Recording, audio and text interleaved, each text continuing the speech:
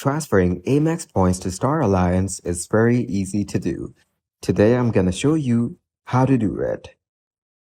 While Star Alliance itself is not a direct transfer partner of membership rewards, many individual airlines within the Star Alliance network are. For example, you can transfer membership rewards points to airlines like Air Canada Aeroplane, ANA Mileage Club, and Singapore Airlines KrisFlyer, which are members of the Star Alliance. Once your points are transferred to one of these airline loyalty programs, you can use them to book flights on Star Alliance airlines.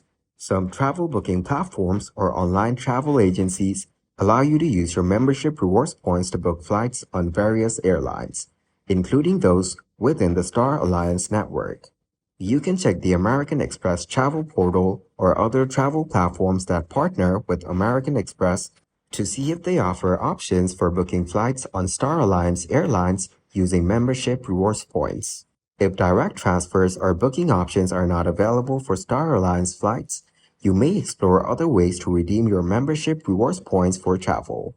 For example, you can use your points to book flights on individual airlines that are part of the Star Alliance network, even if they are not direct transfer partners of membership rewards.